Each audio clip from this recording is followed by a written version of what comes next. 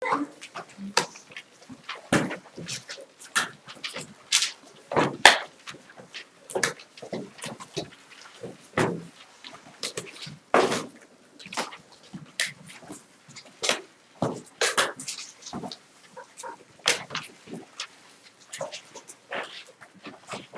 we talk about volume of things, what exactly are we talking about? Volume of things are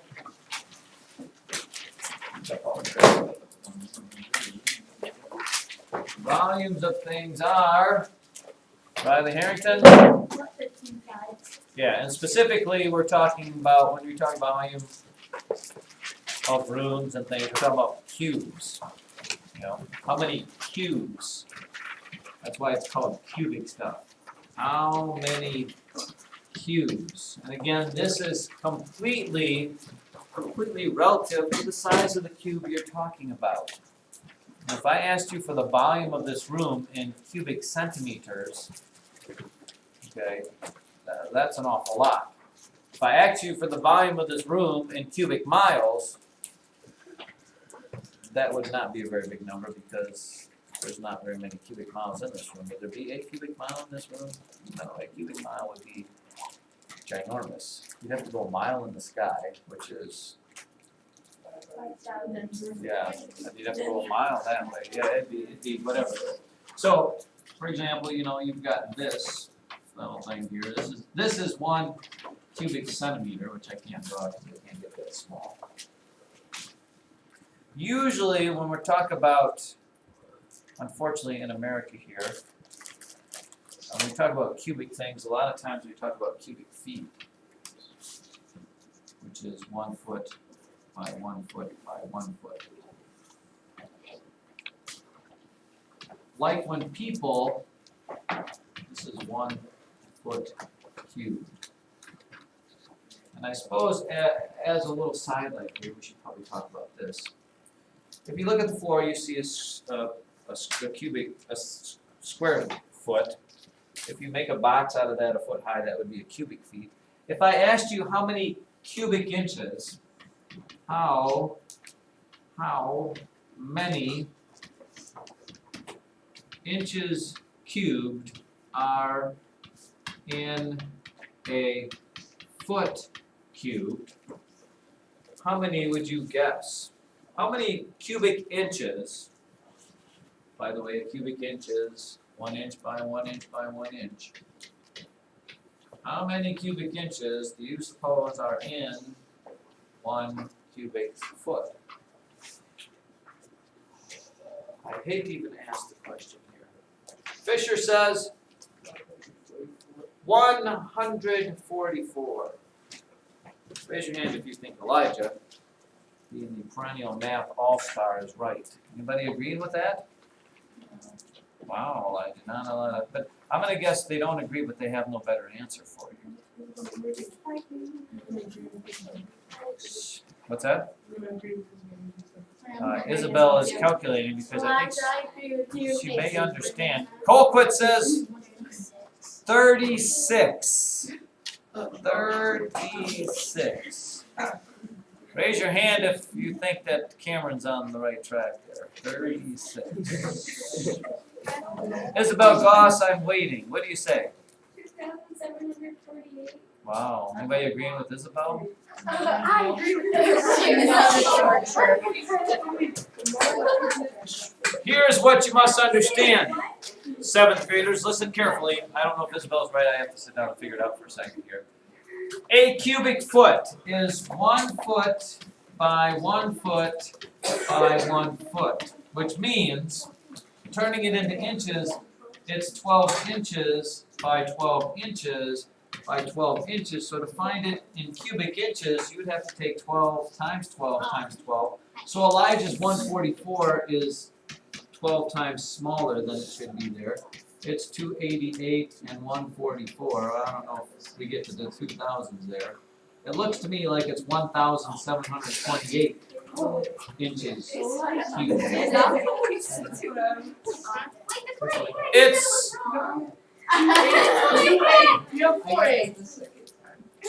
It's a little like asking you this question. This is 1 cubic centimeter right here. This is a cubic decimeter, but we don't use that very often. If I asked you how many cubic centimeters does it take to make up this block here, okay, how many cubic centimeters does it take to make up this block, you're going to tell me, Jaden, 1,000, because there's 10 of these on each side, 10 times 10 times 10. Now, here is what we're talking, this really isn't what we're doing today. If you have a rectangle,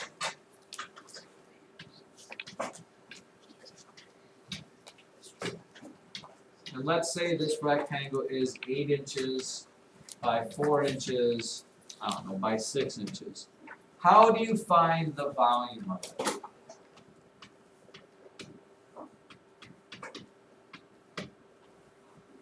What's the formula for volume, Brandon Massey?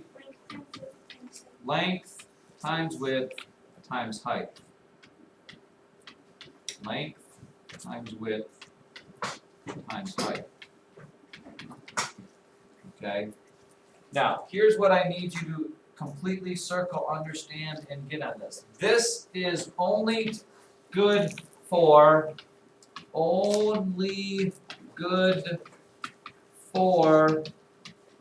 rectangular prisms. We talked about rectangular prisms. As long as the three-dimensional shape you are doing is made up of nothing but straight up rectangles, you can do this. It's just this times this times this. Got that? Okay. Otherwise, we have to go to a new sheet here. The volume formula you have to use is this. Volume equals the area of the base times the height.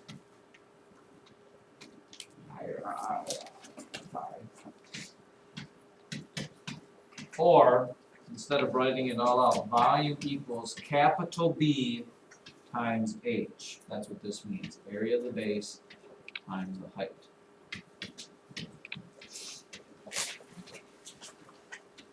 Now, since we just talked about this, I will write this in here. When you think of the base, this is where we have to think about the loaf of bread theory.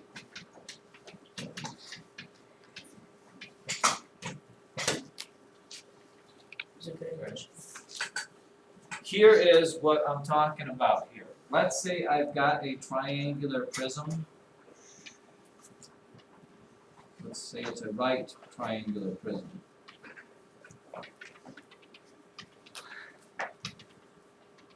And I know my dimensions are 10, and let's say this is 6, and this is 12. Oh, and maybe this is, I don't know, 14.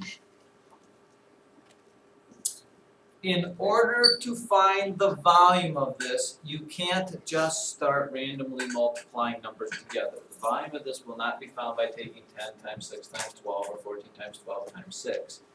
In order to do this, the first thing you have to establish is what is the base and find its area. What is the base? And that is that whole, if this was a loaf of bread and you were slicing it to make a sandwich, how would you cut it so that your pieces of bread would be the same so that stuff doesn't fall all over you? And what shape would it be? What is the base of this shape? Even though it's not setting on it, the base of it is, Elijah? What is the base?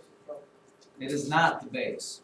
If I slice it perpendicular to that, I'm going to keep getting smaller and smaller rectangles till my little sandwich at the top there is going to be made of just a sliver of bread that's not going to fit.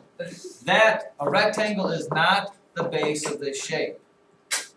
Just like when I had, where's my little rectangular, whatever my little, did I drop it? I had one somewhere.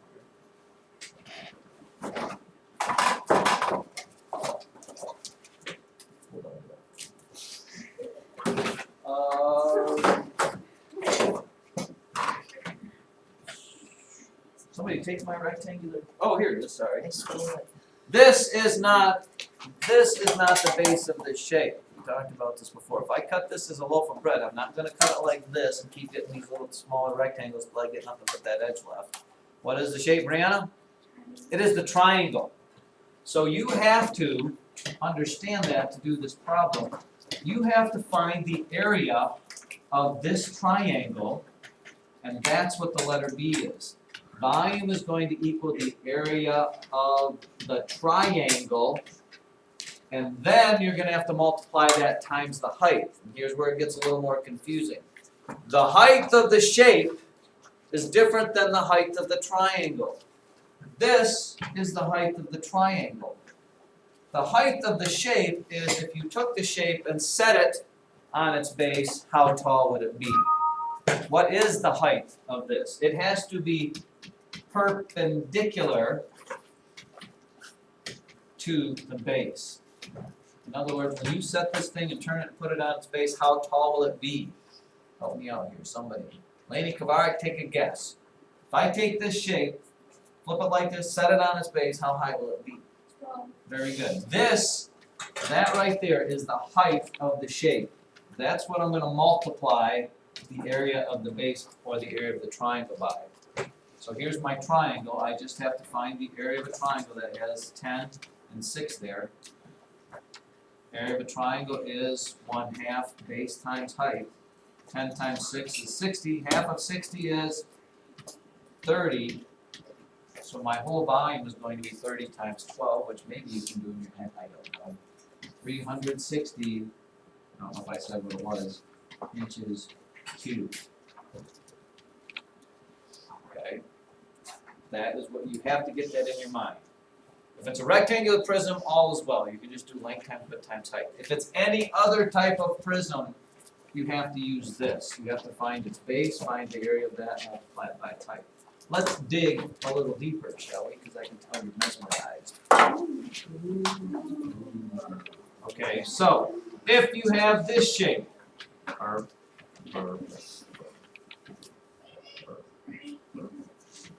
look at the three-dimensional drawing going on. Whoa. Goodness. Let's still. What? What am I missing? Anything? No, that's it. Oh, let's say this is 10, this is 8, this is 6, this is 4. Let's make this 6. We already got that as 4, that's 4.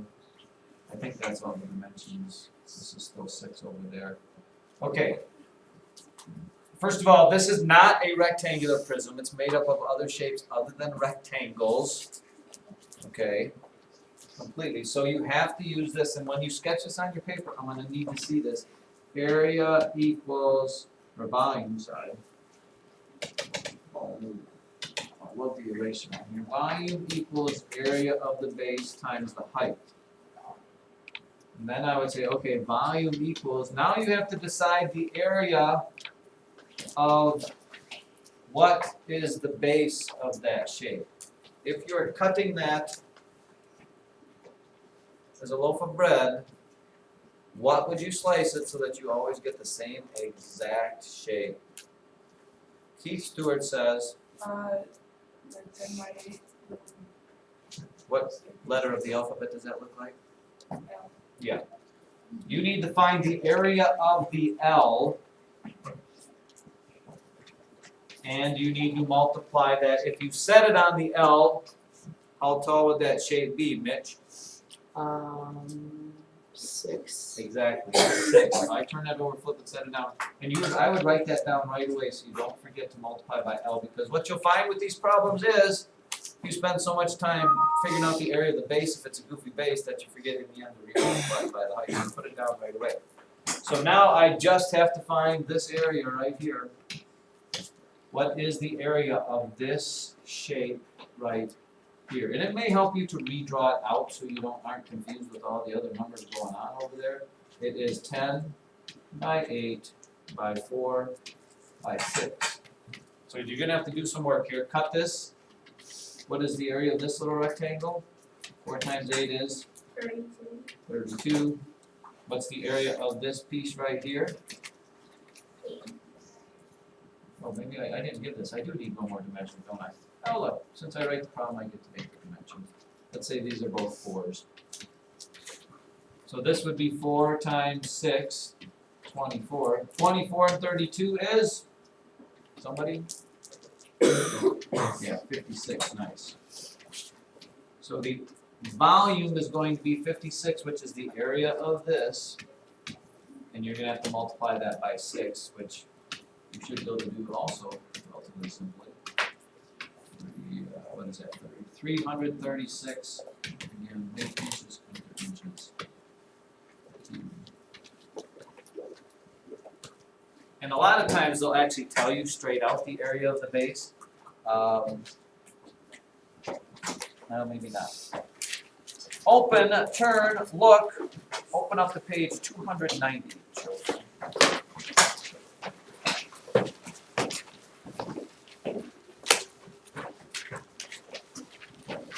And right now, and this will be homework dependent on how much work effort I see on this, I want you to look at practice problem E and tell me what is the volume of that block T. Is it right now? How long? Perfect. At the 7th, can we walk right now? Can we drop right where we're at? All right, that was good. We have a vowel parade. We will not miss. Yay!